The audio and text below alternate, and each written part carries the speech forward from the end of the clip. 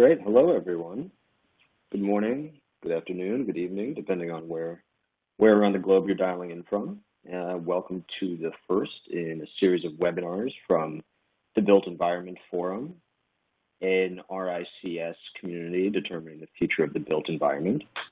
Today, we'll be discussing PropTech and the future of real estate investing. My name is Zach Schwarzman. I'm a partner with MetaProp. We are the world's leading early-stage PropTech investment advisory and startup acceleration firm. I lead MetaProp's venture capital investment practice. As a partnership, we have invested in over 90 companies across the PropTech ecosystem and are now investing out of our second fund on behalf of an LP base that represents cumulatively 15 billion square feet of real estate around the world. Across the value chain and across asset types. I'm thrilled to be joined today by a really fabulous panel. So I have with me Mike Soroka, co-founder and CEO of DealPath, John Meadows, co-founder and co-CEO of Bowery Valuation, and Mitchell Moynihan, principal of the Moynihan Group. I'd like to pause and turn it over to my fellow panelists to provide a brief introduction of themselves and a brief word on their firm and their firm's activities. Mike, would you care to take us away? Yeah, sure. Thank you for having me. This is Mike Soroka from DealPath speaking. I'm the CEO and co-founder of our company, which is the leading deal management platform for real estate investment teams. We are based in San Francisco and were founded in 2014. And DealPath really supports acquisitions, development, and financing teams that are deploying capital in those transactions. Great. John, will you jump in next? Yeah, I appreciate it, and thanks for having me.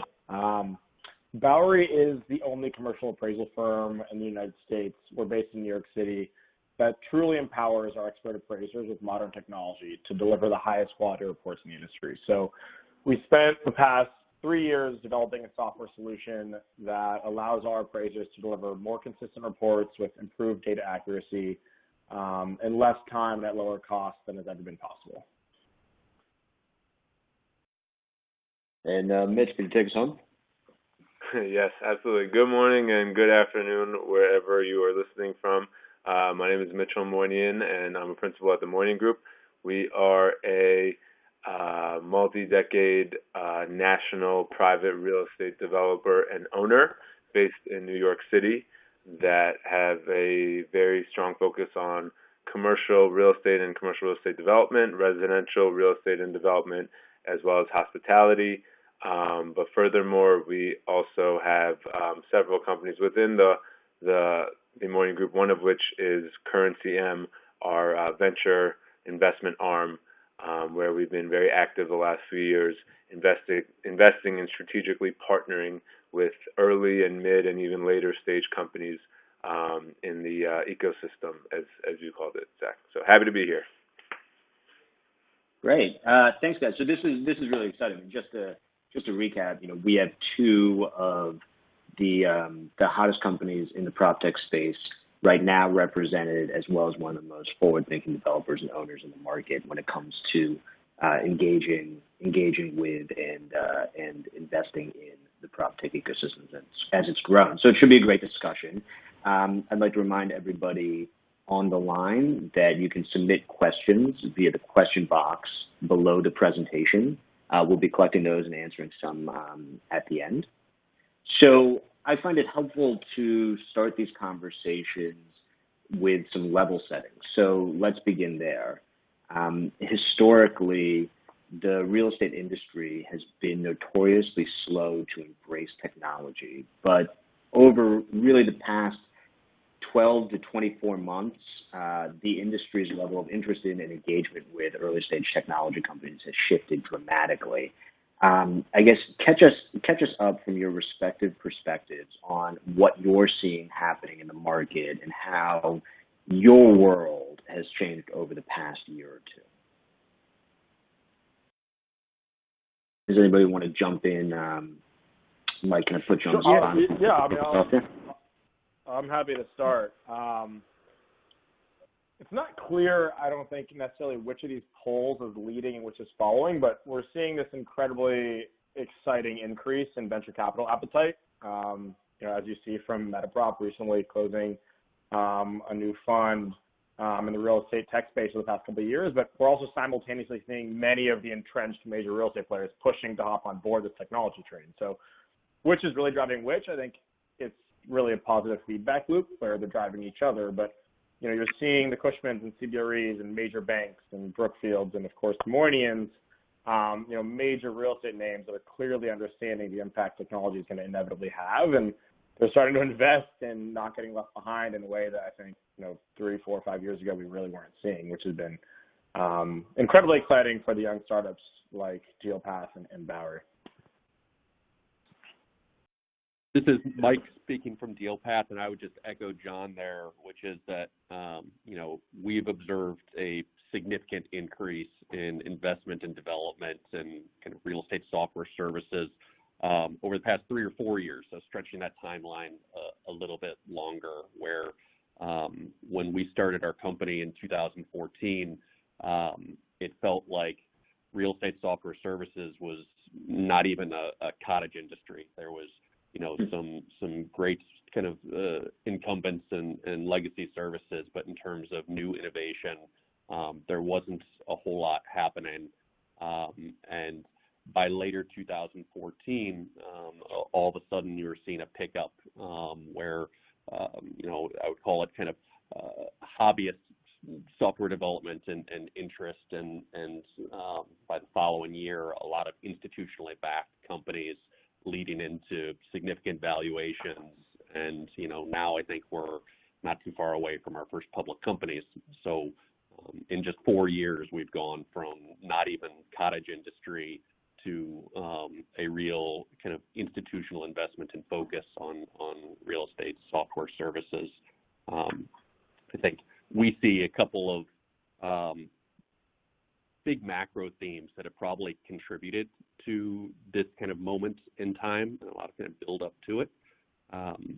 First, I would say is generally kind of the institutionalization of real estate as an asset class, where it's taken a long time. I think it was back in 1960 when REIT legislation was passed and created financial benefits to pooling capital. Historically, real estate has been owned by wealthy families, and that REIT legislation created these pooled vehicles and financial benefits for doing so. In the 80s and 90s, we really saw kind of the rise of private equity and more vehicles for pooling capital, which brought the benefits of professional management and diversification and more liquidity options. And the asset base has moved increasingly into institutional ownership for those reasons and benefits. Over the past handful of years, I think that is kind of past a tipping point, and especially in international markets, it seems to be happening really, really quickly.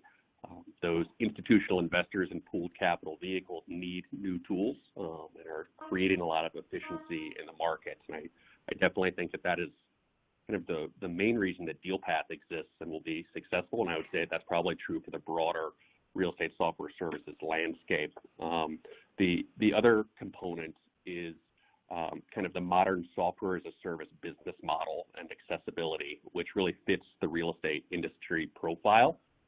Interestingly, real estate is really, really large by dollar value.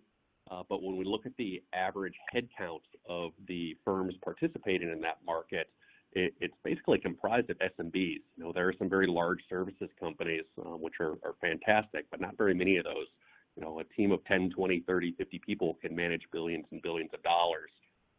So the software as a service business model that is really designed to support these smaller teams and more accessible to smaller teams, I think has also really helped drive adoption. At least that's kind of our view and perspective on it.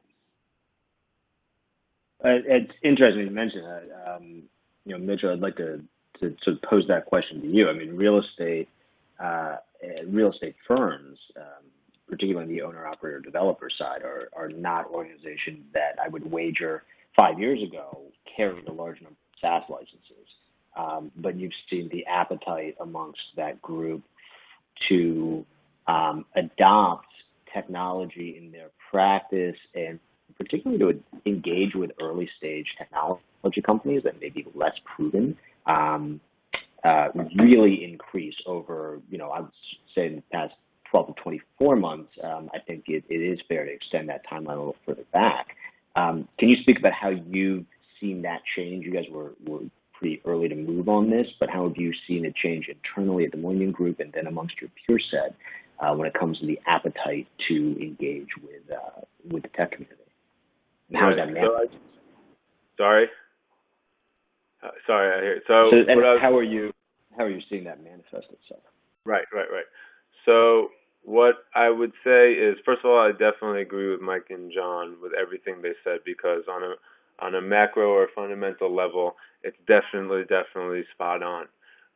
But on a more, I guess, specific side of things, and honestly on a more simple side of things, I think the fact of the matter is, which they mentioned, is that real estate is a very traditional industry. It's one of the oldest, industries when land was real estate, for thousands of years.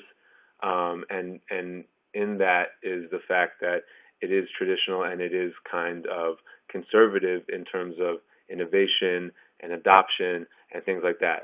And for lack of a better description, it's not necessarily a young man or young woman's game, right? I mean, real estate ownership and real estate development is something at a more kind of deep and experienced level. So that in turn lends to maybe more barriers of entry and more barriers for adoption to tech and innovation.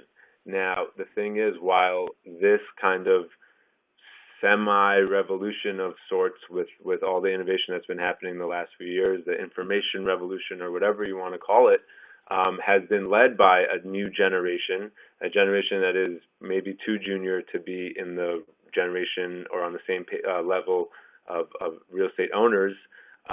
They've kind of been leading and setting an example for what the business as usual should be, or the operating standards should be when it comes to, as you mentioned, SaaS products for companies or tools for building operations and things like that, facets and approaches to real estate that a traditional real estate owner wouldn't typically, conceive from the get-go.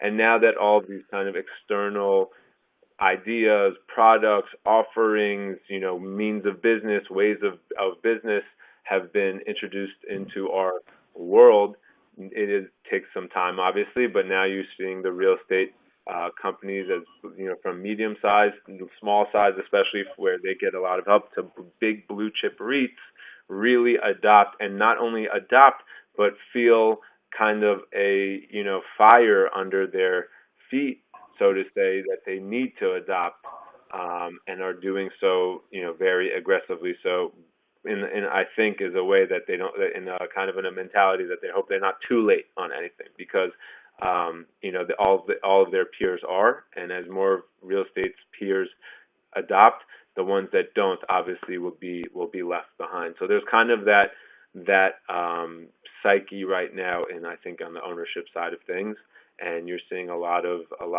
attention being given to tech and things around tech for real estate, and it's a great thing that we've all been waiting for, I think. I can certainly add a couple of anecdotes that we've observed too. I think about this with our team just in kind of the short period of time that we've been operating. The pace of adoption and the learning curve has really been astonishing. It was, only 2 or 3 years ago that we were so excited to be bringing analytics to real estate investment. But analytics was a dirty word that oftentimes investment management firms would tell us that analytics were for valley-based VCs. And we would ask if they wanted, better reporting and to be able to visualize their data. And they would say, yes, that's what we want. So conceptually, we were talking about the same things, but we didn't have kind of the vocabulary or kind of mutual understanding of how to get there. Today, I would say on almost every one of our sales calls, customers proactively ask us about data visualization and data analytics. So a proof of kind of the maturity there. The other thing that's been really noticeable in the past 12 or 24 months is technical leadership within real estate asset managers and owners, where I would say a few years ago it was less common to have IT leadership that was empowered to drive company initiatives. We would work almost exclusively with deal teams and business folks. And over the past 12 or 24 months, we see more and more involvement in leadership from, CIOs used to always be chief investment officers. Now, more and more firms have chief information officers, chief innovation officers, chief technical officers, vice presidents of IT that are driving kind of key initiatives for the firm. And that has been another kind of noticeable change that kind of supports all of this activity that we're seeing. Yeah, this is Zach here. I think that's an excellent point that you bring up. Just overall, the trend that we've seen is the conversation in real estate firms of all stripes has moved from junior and mid-level working groups that were primarily comprised of whoever the folks were at the firm that knew how to work Snapchat to really senior level folks from the board and the principals on down that are really now driving the conversation, putting in place the manpower and the strategy to really advance the technology agenda within the firm. And it is particularly engaging with startup organizations in PropTech. We always call it a muscle that needs to be developed. And when you didn't have the people in place and you didn't have the processes in place, we have firms that over the past several years have started to develop the muscle to effectively engage with the external innovation community in a similar way as, a Samsung or a Google or a Microsoft would in the technology world. And you're starting to see things come out of that and some nice separation start to occur from the firms who do take it very seriously and consider it core, and the firms who are really just starting off along the path. So I think it's a really exciting time to be in the market. I'd like to move us along to one of the other big trends that we're seeing in the market right now, which is that well-funded new entrants like Open Door, WeWork, Compass, Katera, Cadre, et cetera, are coming to the market with what the technology community would call a full stack startup model. A company that takes on the full stack of a process and presents a direct challenge to a traditional player. And that's occurring across the real estate value chain. It's occurring in the financing world, the brokerage world with firms like Compass, to development and construction with firms like Katera, to property management.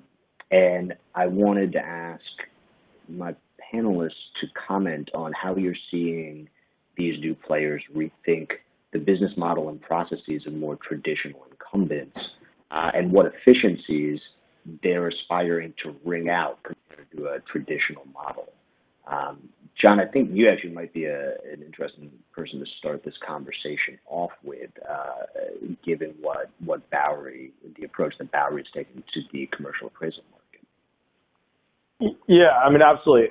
There's no question that real estate is an industry with deeply ingrained relationships and level of trust that present a challenge for certain full stack models to break in, to spaces where these relationships have existed for 10, 20, 30 years. Less so with a WeWork because they filled a need for a new work/lifestyle that wasn't addressed in the market and really appealed to kind of this millennial generation. But with a Compass or ourselves, that challenge certainly existed. But at the same time, if you can use technology to offer an undeniably better version of the service that incumbents are offering, where the individuals you work with have a better experience, their day gets a little easier, they save time, they save money, they increase their earning potential or decrease their risk, then you're going to make waves. There's only so long people will continue to do things in less efficient ways because they're used to it. It's not that any of these given sectors are necessarily broken, but horses weren't broken; they just weren't as good as cars. So I think the other thing that's really crucial is a lot of these changes are coming from those within the industry who experience that pain themselves. So, for example, my co-CEO and I were both appraisers for 4 years, and half of our team are appraisers who've built their entire careers in this industry. So we have all the respect in the world for the intricacies and nuances of the industry that we're trying to tackle. We're just trying to remove the pain that we felt every day for years and our clients felt on the other end. And, Mitch touched on this as well, where a lot of these major players are starting to, appreciate adoption in a way that they didn't before.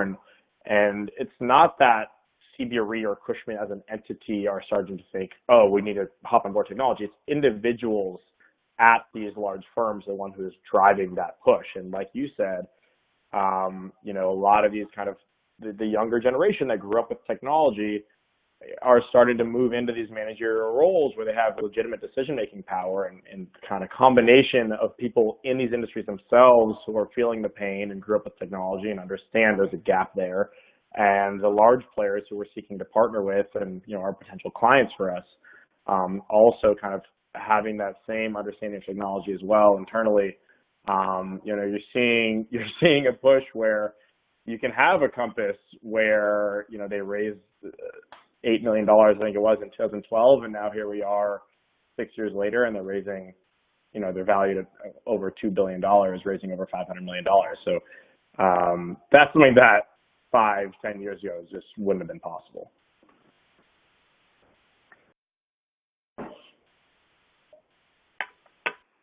Yeah, I mean, it is very interesting. I actually think that the journey that you guys took at Bowery is just in terms of the company's evolution is similar to what we've seen play out many times, which is you will have companies start off trying to sell software as a service to incumbent players in the industry, and they will receive a mixed reaction. There is not a sense of urgency that their platform is burning from the customer base that they're going out to, and so you see companies insource their own technology and decide that they'll provide the service that their initial customer provides in a way that's more efficient using their own technology. And at that point, you start to see the initial intended customer base kind of sort of wake up and say, "Oh, this is really compelling. I need some tech to be able to compete with this." And that is a way to put pressure on a customer base and prime the pump of demand. Mitchell, I'm wondering, how are you seeing incumbent players attempting to respond if it's on the owner front? I mean, how are you seeing the Brookfields and equity offices of the world, et cetera, and you guys as well respond to new full stack entrants who are building brand and coming to market with new process, when you have a legacy organization which is both a real advantage, but also needs to be spurred to action in order to respond. How are you seeing that play out?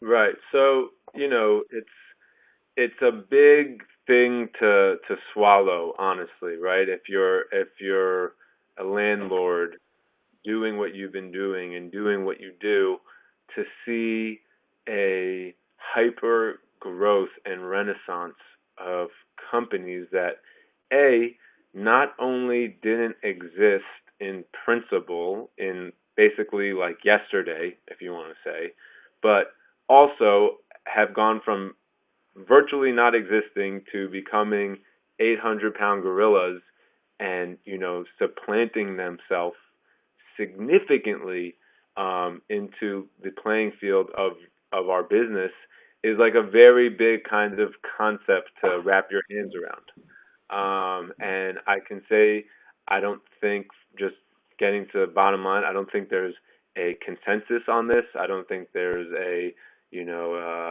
underlying kind of conclusion on what the results will be or are today. But it's definitely a big phenomenon that everyone's trying to gauge, obviously including us. But it's really interesting because I don't like the word disrupting so much. I think it's thrown out there too much. But a lot of these companies are obviously doing that to the real estate business, right? All the traditional models are being challenged by new ideas that are all great one way or the other, mostly supported by the function of obviously of internet and tech. Otherwise, there wouldn't be that much edge, at least to get these things going. So it's a really interesting thing. I mean, the full stack thing, Zach, on a business side of things, for us, as we're somewhat agnostic, I think, as a landlord, but obviously I'm only talking as landlord. We have different hats that we wear.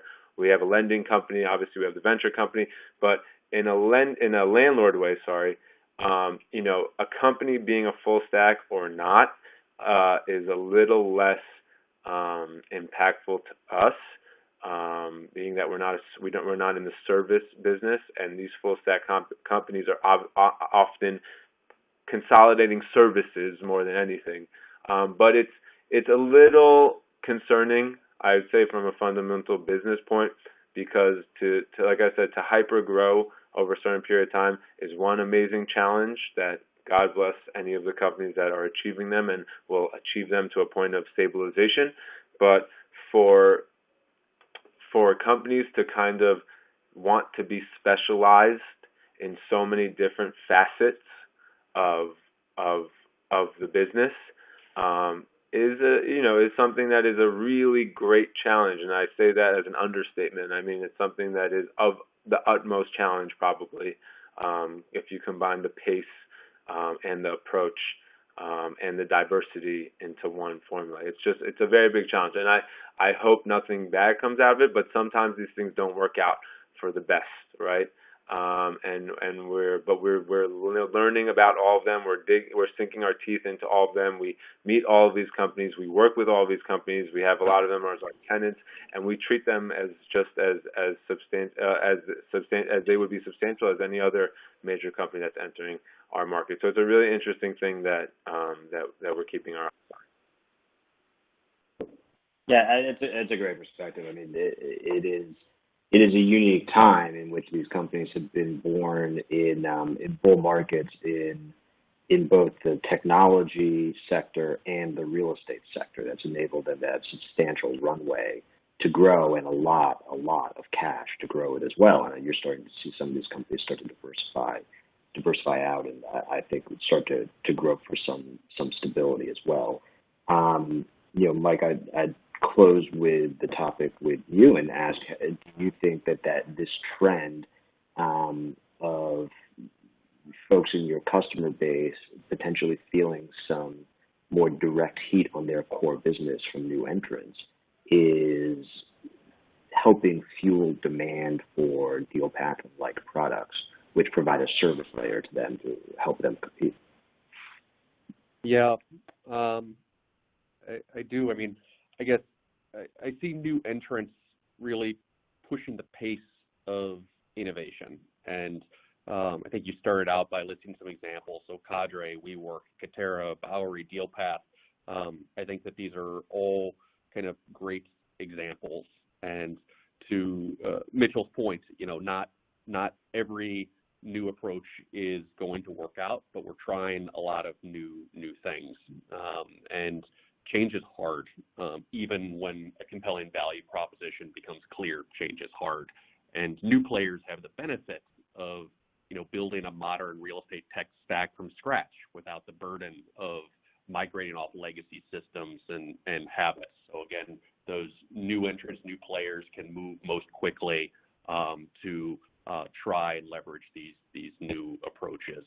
I think that increasingly now we're seeing that in order to be successful as a real estate investor, you need to be proficient in leveraging the best tools available. So understanding how to assess and deploy and successfully adopt the solutions that prove to be effective is really where value is being created. And I do think that there's a lot of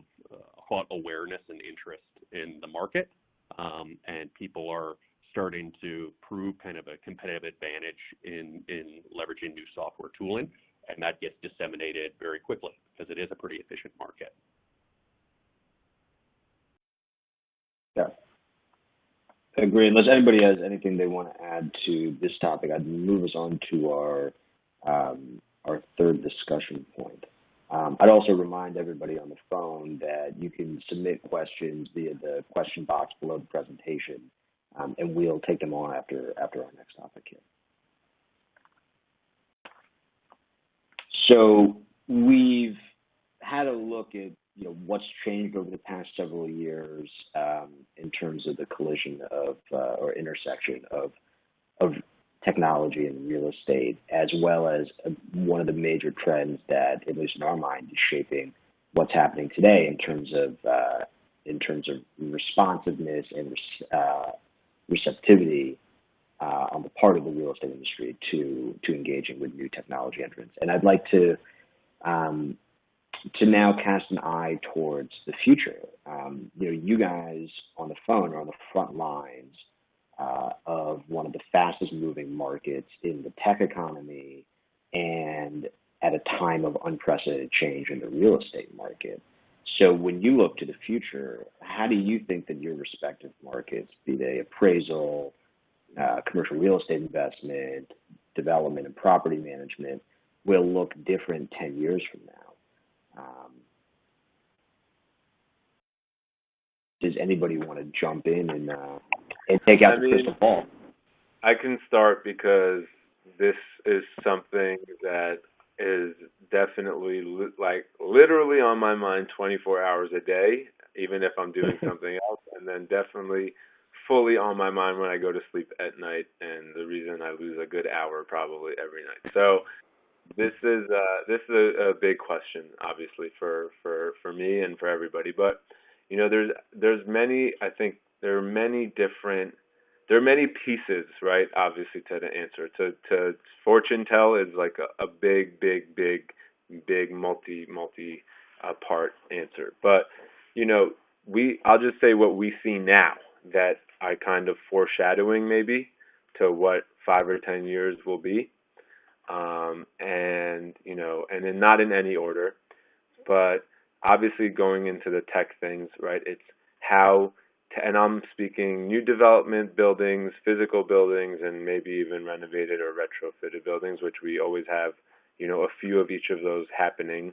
And just for context to other listeners, like right now, as I speak about what we're doing in this world, we have about 8 different buildings being built in different phases around New York City in different uses.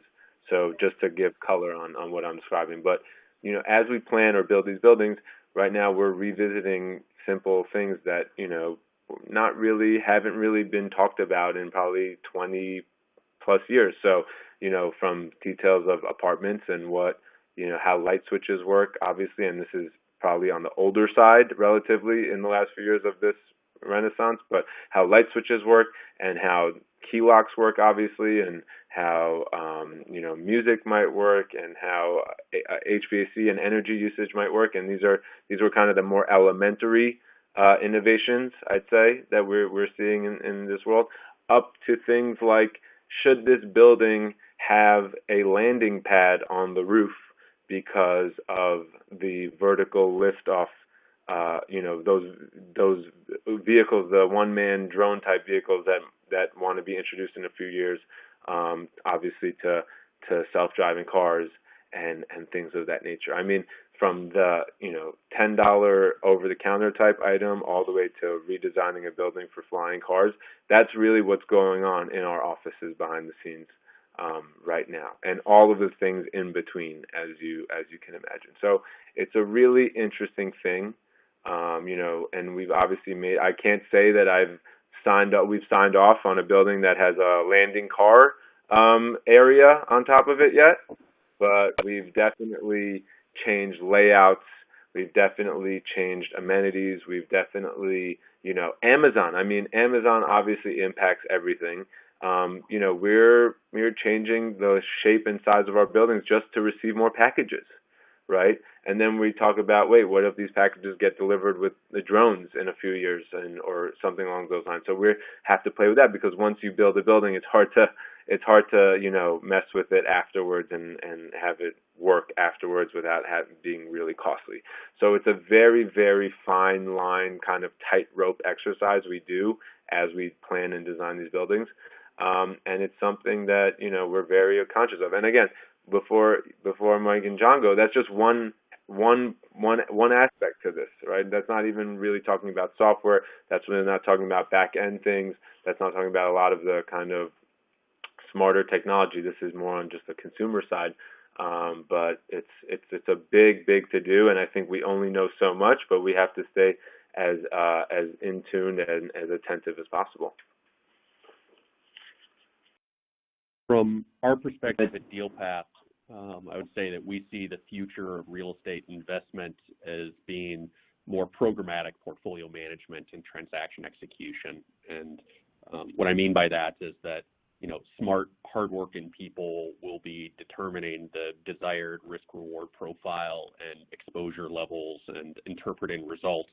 But the execution will increasingly be accomplished with software systems. Because of that, we see successful real estate investors needing to be proficient with the best tools available. Today, I think we all complain about manual, repetitive processes, the amount of things that are done in Word documents, Excel, email, phone calls that are not kind of structured data designed for reuse. And it seems impossible that 5 years from now we're going to be doing transactions measured in the tens, hundreds of millions, billions of dollars on Word document checklists of tasks. All right, I'll touch on the appraisal side. The appraisal industry is in an interesting spot right now because according to various sources, the average MAI, which is your JD or MD of appraisals, is 66 years old in the United States. And the number of commercial appraisers continues to decrease. So one of our big advantages is an ability to recruit into this space, as a tech startup that most of the incumbent firms really struggle with. So hopefully, we can really help with these demographic challenges. But I really believe we're going to see an integration on the data side across the lending spectrum in a way we've never really seen. In the simplest form, the idea of a rent roll being entered in 5 times or an underwriter scrolling through a PDF of an appraisal to extract the data that they need in 2018 is crazy. So we're going to see solutions for those problems really across the board. And I think all of these industries have become far more data-driven in their decision-making. The jobs aren't going anywhere. We still need individuals making these decisions. The jobs are just going to change and they're going to be different. And I think, Mike touched on this and Mitchell just now mentioned that, once you build a building, it's difficult to change. It's difficult to change that building. And I think across a lot of these industries, that's the case. And so there's going to be big players that react intelligently and are able to utilize their infrastructure and remain winners in their various spaces. As an analogy, Best Buy has somehow figured out how to, a way to thrive in a world of Amazon. But you'll also see the equivalents of these companies that aren't able to change fast enough. So I think there's only one Blockbuster left in the U.S., and they just weren't able to understand, that Netflix is coming and change fast enough. So I think, what Mike said about these startups having the advantage of building from scratch and, starting from the very beginning rather than trying to change infrastructure that's been built up for 20 or 30 years in their respective industries, that's a huge advantage, and that's something that in the next 10 years, as those companies that are building from scratch continue to evolve, we're going to see some really exciting shifts especially from a data perspective, across a number of sectors in the commercial real estate space. And with all this change in the market, what impact do you think that this all has on real estate practitioners in your respective fields? I mean, even as people who pay attention to this all day, we can make predictions here on a webinar that we won't necessarily be held accountable for unless we all reconvene in 10 years. And we can take our best guesses here, but the reality is there's a lot of uncertainty. although we do feel pretty confident in trend lines. But how would you prepare for this if you're a professional in one of your fields today? What do you think some of the most important skills are going to be? And how do you adapt to change in today's fast-moving climate?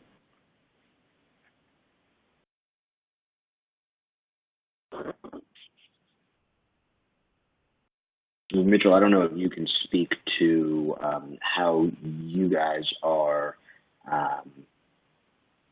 thinking about your role as practitioners, or how you're thinking about hiring and staffing, training and retraining, pieces like that to make sure that you're best prepared for a fast-changing future. Right.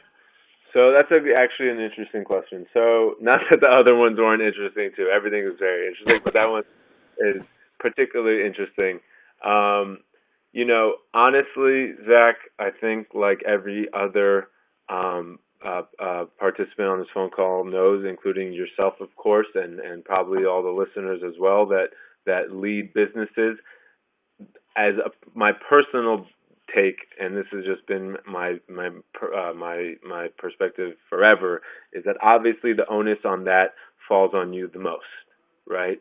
So, I think it was John who mentioned the Blockbuster thing, and by the way, that's one more Blockbuster than I thought existed, to be honest. But when he says Blockbuster wasn't fast enough to adopt, which is obviously true.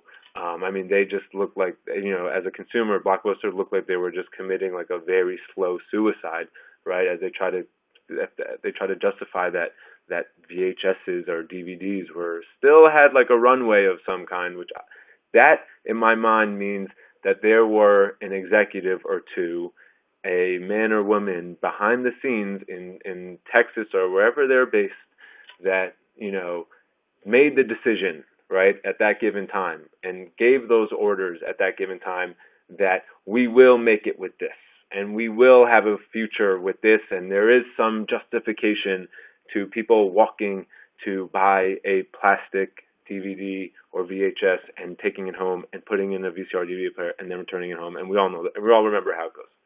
And that's what I think about when I hear that, right? It's not Blockbuster. It wasn't necessarily the tech team or not team. It's really the responsibility of the principals of these companies to really put their finger on what the next steps are, and if they're going to, ride the wave or go against it. And that's like kind of my theoretical answer to your thing. Now, for us as a company, obviously we always are trying to grow in many ways. New talent is always a part of that, and we're always bringing new people into our headquarters as a company, or into project management or building level staff, or whatever the case may be. And naturally, a lot of those people are, of a generation, X or Y, or somewhere around those lines. So these people have an inherent kind of understanding and an inherent appreciation, and even an inherent kind of objective to implement and incorporate tech and innovation and software, where an earlier generation might not have thought to do so, or not as much. And again, this chronology thing is a theme that I keep mentioning, but it's just an inherent kind of thing, because we are the generation that's really defining all this. And that's how I think it goes. Not to say we're not necessarily building up a innovation team in our company, like you mentioned, CIO, the new CIO or CTO, but we all take it upon ourselves to be very aware of it on a daily basis, and probably one day soon we will have that kind of tech innovation as a department with our other departments, but we're not really quite there yet. That's great.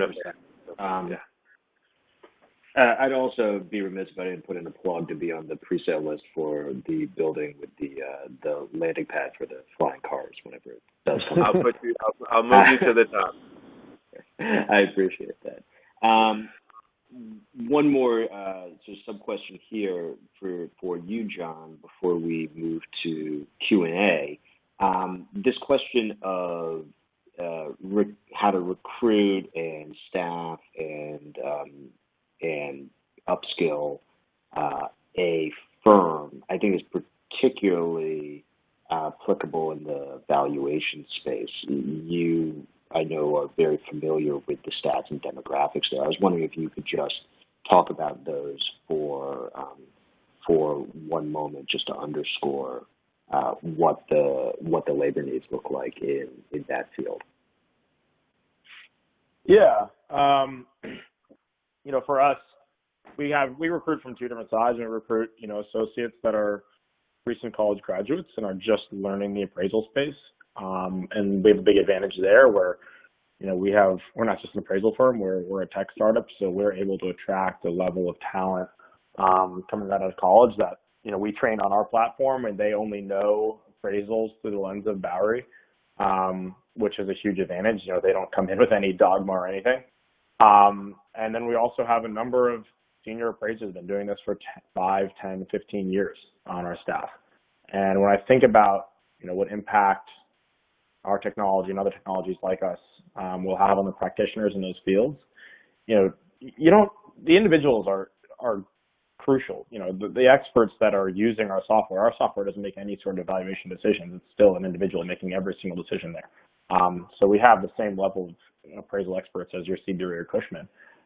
Just the ones that come over to Bowery are the ones who are willing to think about the future and think about where the industry is going. So, our chief appraiser was a vice president at CBRE. He had a very secure job. He was moving up the ranks there, and he came over and joined us before we had a single client because he saw our software and he understood this is the future. So, you don't need to be able to code. You don't need to be a software developer. You don't have any understanding of computer science to not get left behind in the field. You just need a willingness to kind of take a step back from a lot of the dogma that's kind of been created in our industries over the past multiple decades. And like Mitchell said, just be conscious of it. He says he thinks about this 24 hours a day.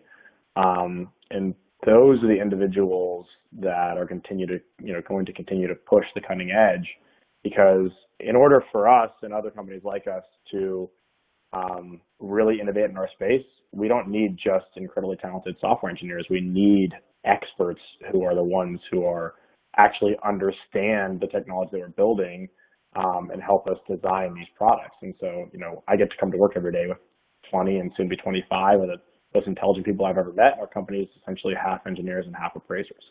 And so that's been honestly the recruiting side of things has been, and seeing our team grow from 3 guys in coffee shops in Manhattan to 25 people by the end of the summer. That's been the most exciting part of this whole journey. That's great. Okay, I think we're going to close prepared questions there and open it up for Q&A. We got a lot of great questions that have come in. Just reminder, the question box is still open and coming to us if there's anything you'd like to ask the group that you haven't already submitted. But I'd like to start off with a question from Owen, who asks, given the rise and investment in PropTech companies and recent adoption by institutional real estate companies, how much investment opportunity in PropTech companies is still in front of us? Are we still early, or is the PropTech market oversaturated? And where are the investment opportunities now and in the near future? So essentially, what inning are we in this ballgame if it's a 9-inning game? Would anybody care to hazard a guess at where we are in this cycle?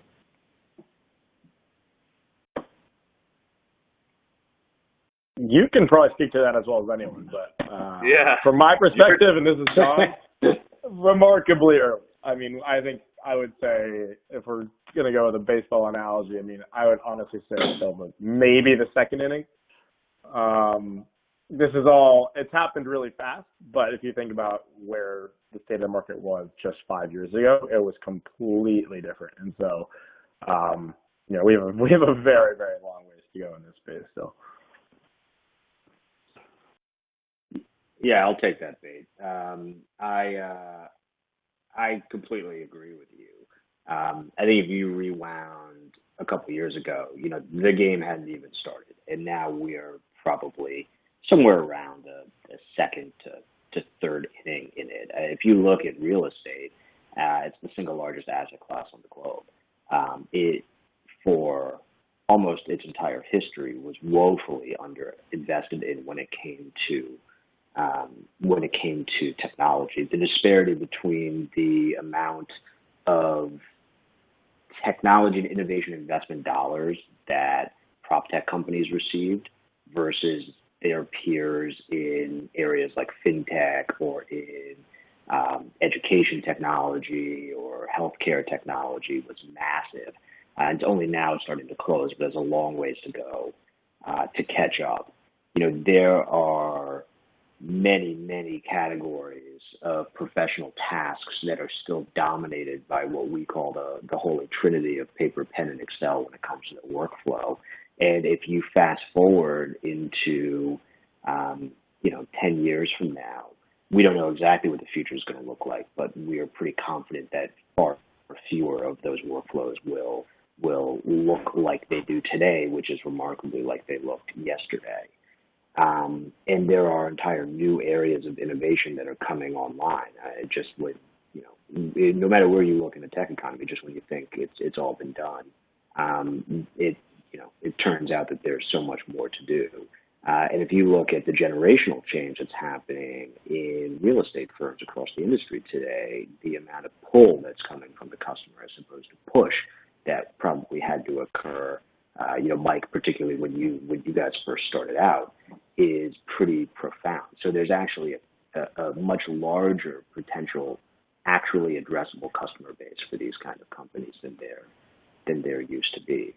So we're very, very bullish on the markets, obviously where we've placed our money and our time, but we're very bullish on the future and what's to come.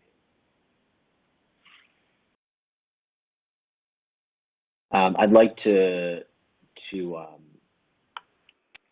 ask another question that Titus submitted, which he says, as a German PropTech company, we see major chances in the German market as we know this market very well and the sweet spots. Real estate is somehow always something very local.